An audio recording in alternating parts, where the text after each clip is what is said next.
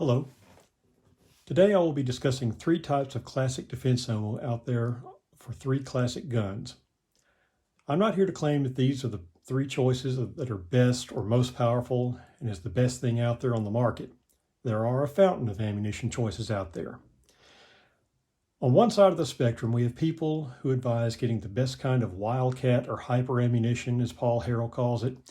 This thought claims that their favorite ammo is the best and latest greatest. Some of these same people will claim that the ammunition that law enforcement currently uses is the best. These proponents claim, if nothing else, it will keep you out of court should some sleazy lawyer looking for a frivolous lawsuit or a DA trying to make a name for himself seek to demonize you for your ammunition choices with dramatic language for the media and jury to run with. The other side of the spectrum claims that this can get you into legal trouble with the above said drama queens, even if you should choose law enforcement ammo currently used. They also claim that even using law enforcement ammo can get you into trouble, as it is a sign that you might be a criminal. It's kind of complicated, but Paul Harrell has made this case in his video regarding hyper ammunition, and that's not to say that it's not true. There is something to be said for it. It is a possibility. This school of thought believes you should just stick to whatever's on the shelf or out of the general sporting goods website and use that as it's affordable to the general public. Well, the purpose of this video is to suggest something that is in between, that is good, proven quality, not currently used by mainstream law enforcement, has a proven good reputation, and is affordable to the average person to not only carry, but practice enough to be able to shoot well with it and be confident of good shot placement. Very important. The three options are, let me adjust the camera a little. 38 Special+P 158 grain lead hollow point, aka the FBI load. This was developed from a bullet, I believe, originally from Phil Sharp in the 1930s from a semi-wad cutter, and later one with a hollow point, as you see here, the hollow point. Such rounds were criticized as late as the 1970s by drama queens in the media and politics, but eventually came into acceptance and were embraced by police departments all over the country, starting with the FBI, using a +P load with a soft lead bullet, originally using Winchester's brand name, but eventually expanded into Remington and Federal. This round addressed the perceived ineffectiveness of standard lead round nose bullet and did more damage internally to the bad guy, dropping him quicker and ending the threat. The second choice is the .357 Magnum 125 grain semi-jacketed hollow point, once claimed to be the king of stopping power. And as such, you'll find comments like that online in discussions about it. This was developed to answer the issue regarding the Magnum bullets being too much of a good thing. From 1935, when the Magnum was developed, until the 1960s, it was generally discouraged from use in urban areas due to overpenetration of heavy 158 grain lead semi-wad cutter bullets and heavier. Overpenetration, while effective for penetrating barriers, is generally not good for stopping a bad guy and presents a potential danger to the public. The lighter 125 grain hollow point bullet addressed this issue and addressed it well. It provided an even faster bullet that would be less likely to overpenetrate flesh and bone and expand on entry to release more of the damaging energy released into the intended bad guy target. Third choice.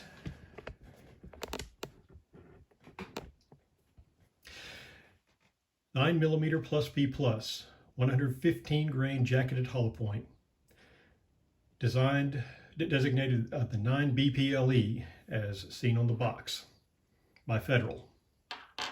This was developed due to the perceived ineffectiveness of the full metal jacket bullets and even earlier 9mm hollow point bullets in standard or even +P, such as Winchester silver tips.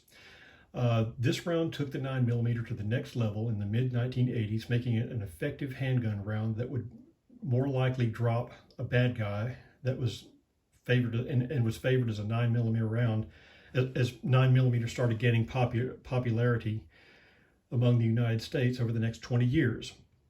From scattered info I have read online, it was developed by the Illinois State Police in cooperation with Federal and later Winchester, and soon found favor with other police departments, including the United States Border Patrol. Once designated, quote, law enforcement only, end quote, this round is now available on the market to the general public.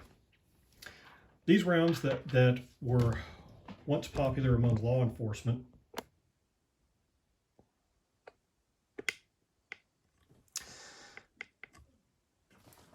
are still encouraged by experts such as Massad Ayoob in more recent articles and are heavily favored. These choices are generally what I personally have settled on over the years for self-defense. And just, you can make whatever choice you want to, but these are the guns I'm going to be using. The Colt Python 357 Magnum with a 4-inch, a Colt Official Police 38 Special with a 4-inch, and an M9 commercial Beretta with a 4.9-inch barrel. I appreciate your watching. Let's go to the shooting range and we'll take this video outside. All right, here we go. First one, 38 Special.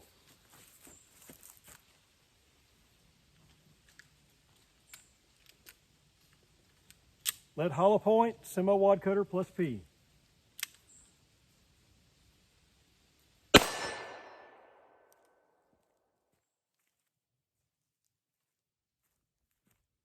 $921.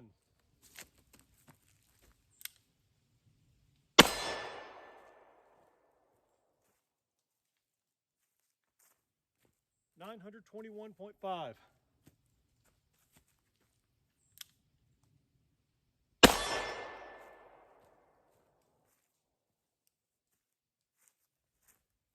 $853.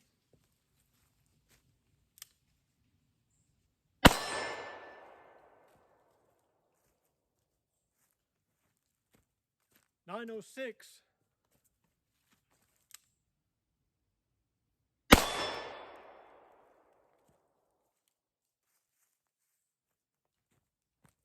$933.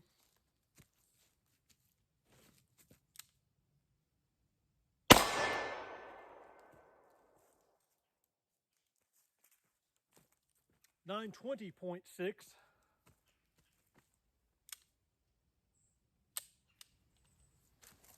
And that's all. Now let's do 357 Magnum. Now for 357 Magnum, 125 grain Remington, semi-jacketed hollow points.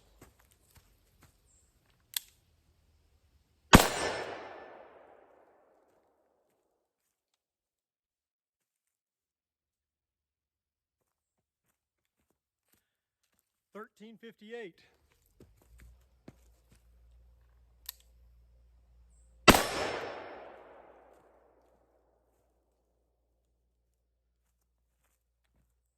$13.93.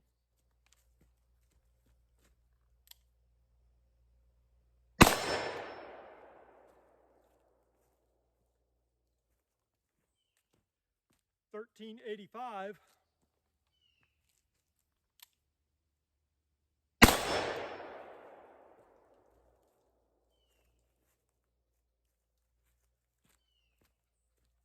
$14.18.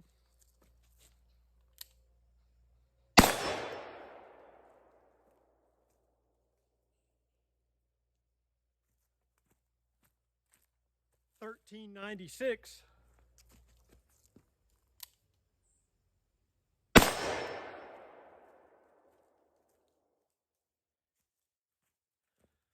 $13.57. And that's it. Now for the 9mm Beretta. Now for the M9 Beretta, using the 9mm plus P plus 115 grain jacketed hollow point, the 9 BPLE from Federal.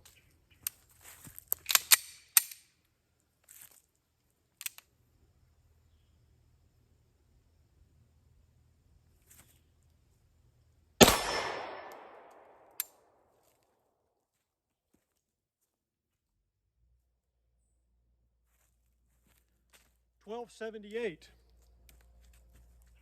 I think it may have been a bit low.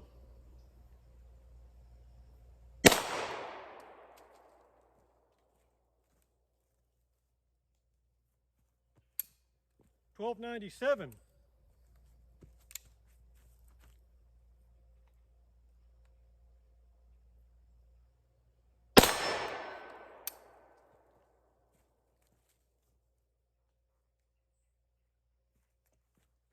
There we go, $13.44. I'm on spot now.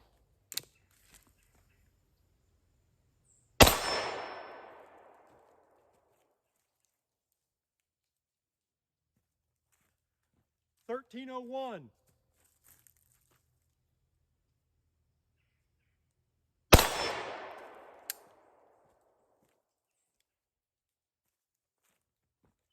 $13.23.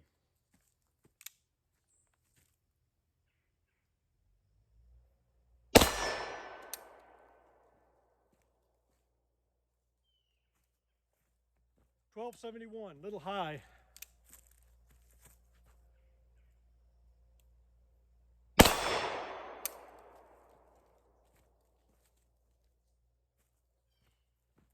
$12.94.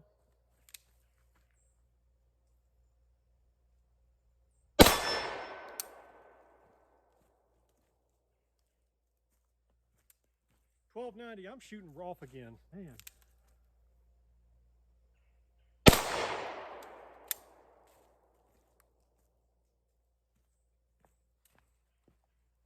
$12.81.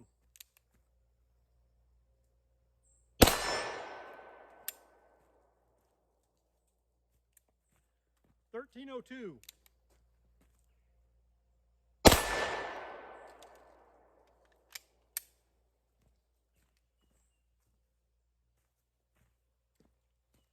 $12.78. I'm going to stop there. I'm a little off on this gun. I'm not used to shooting it through the chronograph.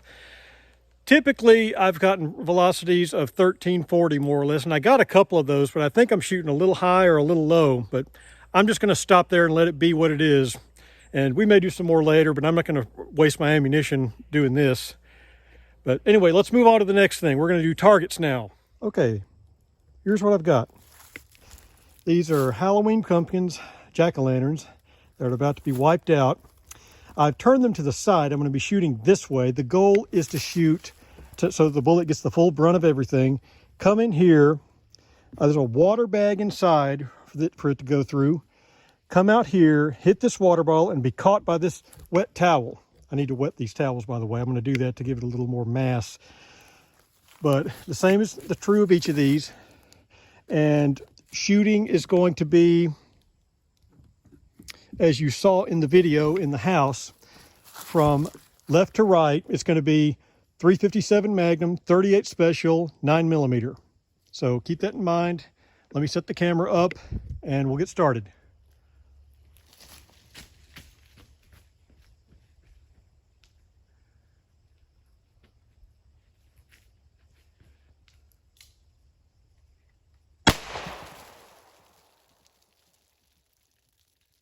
Special.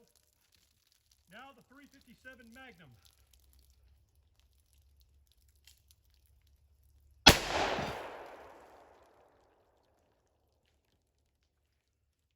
$9mm.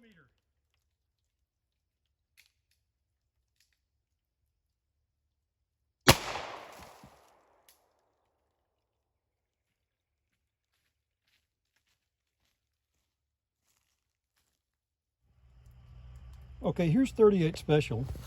Entry wound is not very big. Went through,